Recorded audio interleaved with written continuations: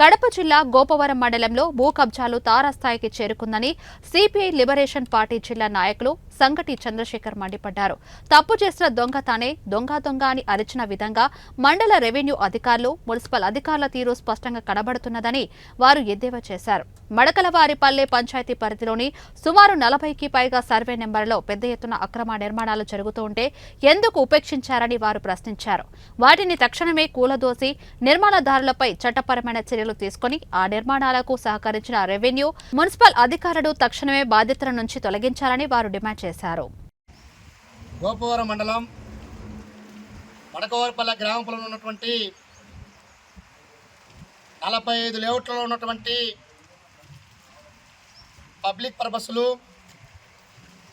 Road రస్తాలు ఆక్రమణకు గురైనాయి. ఈ 45 లేఅవుట్లో ఉన్నటువంటి ఆక్రమణలన్నీ తొలగించాలని చెప్పేసి భారత కమ్యూనిస్టు పార్టీ సిపిఐ ఎంఎల్ రెబల్యూషన్ ఆధ్వర్యంలో ఈరోజు గోపవరం రెవెన్యూ అధికారికి వినతి పత్రం ఇవ్వడానికి ఇక్కడ రావడం జరిగింది. మేము ఒకటే చెప్తున్నాం, గోపవరం మండలంలో అంతర్భాగమైనటువంటి బద్వేలు మున్సిపాలిటీ ఎక్కువ భాగం గోపవరం మండలానికి అనుసంధానంగా ఉంది. దీంట్లో మొత్తం మున్సిపాలిటీలో 70 లేఅవుట్లు పైబడి ఉంటే అందులో 45 లేఅవుట్లలో ఈరోజు మడకవారిపల్లె గ్రామ పొలంలో ఆక్రమణకు గురైనని చెప్పి స్పష్టంగా అర్థమవుతుంది.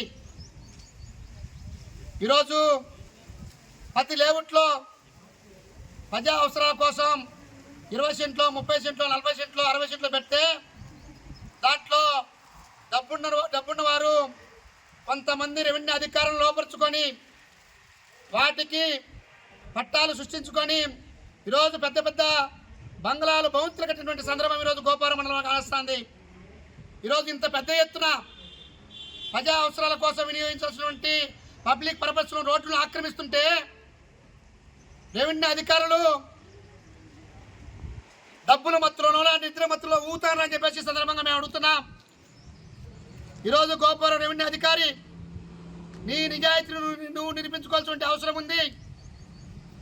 ఆక్రమణకు గురైనటువంటి ప్రతి లేఅవుట్లో ఉన్నటువంటి ప్రజా అవసరాల కోసం పెట్టినటువంటి ఏదైతే స్థలం ఉందో ఆ స్థలంలో నిర్మించినటువంటి ప్రతి ఇల్లును కూల్చాలని చెప్పేసి ఈ సందర్భంగా మేము డిమాండ్ చేస్తున్నాం.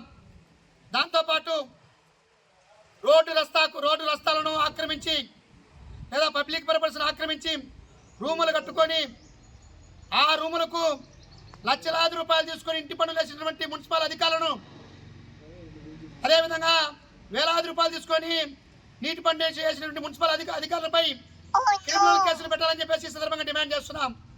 ఈరోజు అన్ని సక్రమంగా ఉండి లేఅవుట్లు అన్ని సక్రమంగా ఉండి పట్టా సక్రమంగా ఉండి ఇంటి పన్ను కుళాయి పన్ను అంటే ఎన్ఓసి కావాలంటున్నారు. ఈరోజు ఎన్ఓసి పేరుతో 30,000, 40,000, 50,000 రూపాయలు లాగుతాండ్రు. అంటే ఎన్ఓసి లేదే ఇంటి పన్ను వేయరు, ఎన్ఓసి లేదే కుళాయి పన్ను వేయరు, ఎన్ఓసి లేదే కరెంటు మీటర్ ఎవరు. ఎంత దౌర్భాగ్యం. కాబట్టి దీనంటికి ఆక్రమణలే.